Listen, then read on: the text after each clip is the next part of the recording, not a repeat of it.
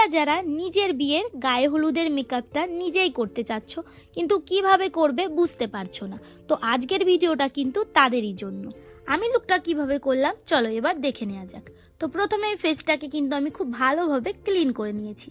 এবার আমি একটা ব্লু হেভেনের টোনার ফেসে ইউজ, হ্যাঁ এটা শীতকাল, তারপরেও কিন্তু আমার ফেসটা বেশ অয়েলি থাকে, আর এটা দিনের বেলার মেকআপ, ফেসটা অনেক সময় ঘেমেও যায়, সেই কারণে আমি একটা জেল বেস ময়শ্চারাইজারই ফেসে। এবার আমি dot and care strobe cream use করলাম যাতে আমার মেকআপটা অনেক গ্লো করে এবং একটু ডিউই ফিনিশ আসে। আমি কিন্তু পুরো ফেসটাতে স্ট্রোব ক্রিমটা ইউজ করলাম, তোমরা চাইলে শুধুমাত্র তোমাদের হাইলাইটিং এরিয়াগুলোতেও ইউজ করতে পারো। এবার একটা প্রাইমার ইউজ করলাম, প্রাইমার তো মাস্ট, যেটা আমাদের ইউজ করতেই হবে ফেসে, কারণ প্রাইমার আমাদের ফেসে মেকআপটাকে বসতে সাহায্য করে এবং ফাউন্ডেশনের ক্ষতিকারক দিকগুলো থেকে ফেসটাকে রক্ষা করে। ফেসে যেই জায়গাগুলোতে ডার্ক সার্কেল অথবা পিগমেন্টেশন থাকবে সেই জায়গাগুলোকে ঢাকার জন্য আমরা ইউজ করব অরেঞ্জ কালার কারেক্টার। এখানে আমি হাইড অ্যান্ড শেকের কনসিলার প্যালেট ইউজ করলাম। এই প্যালেটটাতে আমি নানা রকম কালার কিন্তু পেয়ে যাই। ব্রাশের সাহায্যে অরেঞ্জ কারেক্টারটাকে ইউজ করলাম ঠিকই, কিন্তু ব্লেন্ড করব আঙুলের সাহায্যে, কারণ অরেঞ্জ কারেক্টারটাকে আমরা যদি ব্রাশ অথবা ব্লেন্ডারের সাহায্যে ব্লেন্ড করতে যাই তবে অরেঞ্জ কারেক্টারটা বেশি ব্লেন্ড হয়ে যায় এবং উঠে আসে। তো আঙুলের সাহায্যে ব্লেন্ড করব, আর খুব বেশি ব্লেন্ড করব না। এবার অরেঞ্জ কারেক্টারের যে অরেঞ্জিশ ভাব ওটাকে ঢাকার জন্য আমরা ইউজ করব কনসিলার। আমাদের স্কিনের থেকে দুশেড ডার্ক কনসিলার অথবা আমাদের স্কিনের সঙ্গে যাবে এমন কনসিলারই ইউজ করতে হবে। এবার কনসিলারটাকে ব্লেন্ডারের সাহায্যে অথবা ব্রাশের সাহায্যে কিন্তু ব্লেন্ড করে নিতে হবে। আমি এখানে ব্লেন্ডার দিয়েই ব্লেন্ড করলাম। আর ড্যাব ড্যাব করেই ব্লেন্ড করবে, ঘষবে না, ঘষলে কিন্তু আমাদের নিচে যে স্কিন প্রিপারেশনগুলো থাকে সেগুলো কিন্তু আমাদের ফেস থেকে সরে যাবে। কনসিলারটাকে কিন্তু খুব বেশি ব্লেন্ড করতে যাবে না, ঠিক যতটা দরকার ততটাই করবে। এবার আমি রিকোটের ফাউন্ডেশন ইউজ করলাম।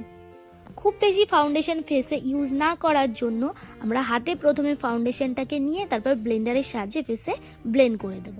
এটাতে আমাদের পরিমাণ মতোই ফেসে ফাউন্ডেশনটা ইউজ হয়, খুব বেশি হেভি লাগে না দেখতে। তোমরা যারা মেকআপে একদমই নতুন তারা কিন্তু রিকোডের এই ম্যাট ফাউন্ডেশনটা ফেসে ইউজ করতে যেও না শীতকালে, এটা কিন্তু খুবই ম্যাট, সেই জন্য তোমাদের ফেসে ইউজ করতে একটু প্রবলেম হতে পারে। তোমরা যে কোনো লিকুইড ফাউন্ডেশন ইউজ করো, পিএসিও আছে তার মধ্যে, পিএসিটাও ভালো ফাউন্ডেশন শীতকালের জন্য। এবার আমি ফরএভার 52 এর একটা লাইট কনসিলার নিয়ে হাইলাইট করলাম আমার ফেসের হাইলাইটিং এরিয়াগুলোকে।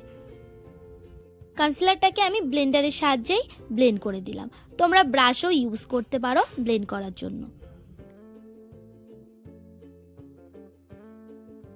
এবার আমি সুইস বিউটির ক্রিম কন্ট্যুর ইউজ করলাম। এটাতে কিন্তু ক্রিম কন্ট্যুর এবং হাইলাইটিং কনসিলার দুটোই পাওয়া যায়। তোমরা একটু মন দিয়ে দেখবে আমি ঠিক কোন জায়গাগুলোতে কন্ট্যুরটা লাগাচ্ছি এবং কিভাবে লাগাচ্ছি, কতটা পরিমাণে লাগাচ্ছি। তোমরা যদি খুব ভালোভাবে লক্ষ্য করো তবে কিন্তু তোমরাও ঠিকঠাকভাবে করতে পারবে। মেকআপ করার সময় কিন্তু কন্ট্যুর করাটাও আমাদের ফেসে খুব একটা গুরুত্বপূর্ণ দিক, যেটাতে আমাদের ফেসটা আরও বেশি শার্প লাগে এবং আমাদের ফেসটাকে আরও বেশি অ্যাট্রাকটিভ বানায়। এছাড়াও কন্ট্যুরের কিন্তু আরও অনেক রকম কাজ আছে, যেটা আমি অন্য কোনো ভিডিওতে তোমাদের জানিয়ে দেবো।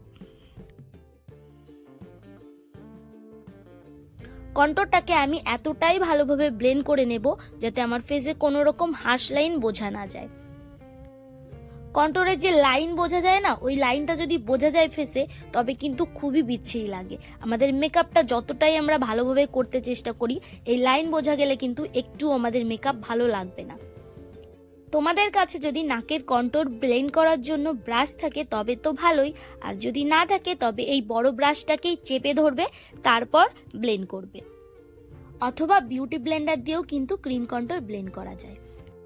এবার সেম সুইস বিউটির স্টিকটা থেকে আমি একটু হাইলাইটিং কনসিলার নিলাম, নিয়ে চিক বোনসে যেখানে কন্ট্যুর করেছিলাম ঠিক তার নিচে লাগিয়ে নিলাম। এটা করলে যে চিক বোনসের নিচে কন্ট্যুর একটু বেশি নিচে নেমে আসলে সেটাকে কিন্তু এই কনসিলারটা দিয়ে ঠিক করা যায় এবং দেখতে ভালো লাগে। সেম একই কারণে নাকের মাঝখানেও কিন্তু একদম সরু করে আমি একটুখানি কনসিলার লাগিয়েছিলাম। এতক্ষণ আমি ফেসে ইউজ করেছিলাম লিকুইড জাতীয় প্রোডাক্ট, সেই কারণে এবার আমি পাউডার নিয়ে এই লিকুইড প্রোডাক্টগুলোকে ফেসে সেট করে দিলাম। এবার এই পাউডারটাকে ফেসে সেট করার পর কিন্তু আর কোনো রকম লিকুইড প্রোডাক্ট ফেসে ইউজ করা যাবে না। এবার যে প্রোডাক্টগুলো ইউজ করব সবই কিন্তু পাউডার প্রোডাক্ট হবে। যেমন এবার আমি করে নেব পাউডার কন্ট্যুর। ঠিক যেই জায়গাগুলোতে আমি ক্রিম কন্ট্যুর ইউজ করেছিলাম, যেভাবে ইউজ করেছিলাম ঠিক একইভাবে পাউডার কন্ট্যুরটাও লাগিয়ে নিলাম। পাউডার কন্ট্যুরটাকেও কিন্তু খুব সুন্দরভাবে আমাদের ব্লেন্ড করে নিতে হবে ফেসে, যেন কোনো রকম লাইন ফেসে বোঝা না যায়। ক্রিম কন্ট্যুর নাকে যেমনভাবে ব্লেন্ড করেছিলাম যে ব্রাশের সাহায্যে, দেখো সেম একইভাবে কিন্তু ব্রাশটাকে আমি চেপে ধরে তারপরে নাকে কন্ট্যুরটাকে ব্লেন্ড করে নিচ্ছি। ক্রিম কন্ট্যুর করার পর ঠিক যে কারণে আমি কনসিলার লাগিয়েছিলাম, যেই জায়গাগুলোতে লাগিয়েছিলাম ঠিক একই কারণে আমি এবার একটু পাউডারও লাগিয়ে নিলাম। এখানে তোমরা কম্প্যাক্ট পাউডার ইউজ করতে পারো অথবা সেটিং পাউডারও করতে পারো। এবার আমি পাউডার ব্লাশ লাগিয়ে নেব। পাউডার ব্লাশের জায়গায় দেখো আমি একটু pink pink powder blush use করিনি আজকে আমি একটু রেডিশ পাউডার ব্লাশ ইউজ করলাম। প্রত্যেকটা জিনিস কিন্তু ফেসে ইউজ করার একটা পদ্ধতি আছে, সেটা কিন্তু ভালো করে লক্ষ্য করো। এবার আমি পাউডার ব্রাশের সাহায্যে ফেসের এক্সট্রা পাউডারটাকে ঝেড়ে নিচ্ছি। এই স্টেপটা কিন্তু তোমরা করতে একদমই ভুলো না। এবার আমি সেটিং স্প্রে লাগিয়ে নেব। এটা করলে কিন্তু ফেসের মেকআপটা খুব ভালোভাবে সেট হয়ে যায় আর মেকআপটা দেখতেও সুন্দর লাগে। তারপর আমি আইব্রো ফিল করে নিচ্ছি। আর আইব্রোজ ফিল করার ফুল টিউটোরিয়াল কিন্তু তোমরা আমার চ্যানেলে পেয়ে যাবে। আমি ডেসক্রিপশন বক্সে লিংক দিয়ে রেখেছি, তোমরা যারা দেখতে চাও দেখে নিতে পারো। আইব্রোজ ফিল করার জন্য আমি ইউজ করেছি পিএসির আইব্রো ফিলার।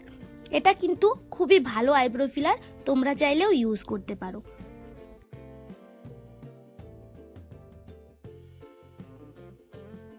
এবার আমি কনসিলার ব্রাশের সাহায্যে আইলিডে কনসিলারটাকে ভালোভাবে লাগিয়ে নিলাম। কনসিলারটাকে কিন্তু পুরো আইলিডেই লাগাতে হবে, আইব্রাউজের একদম নিচ থেকে।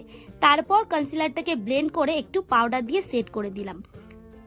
এবার আমি ইউজ করলাম আই ম্যাজিকের আই শ্যাডো প্যালেট। এখান থেকে আমি একটা কালার নিয়েছি, সেই কালারটা আমি আমার হাফ আইলিডে ব্লেন্ড করলাম।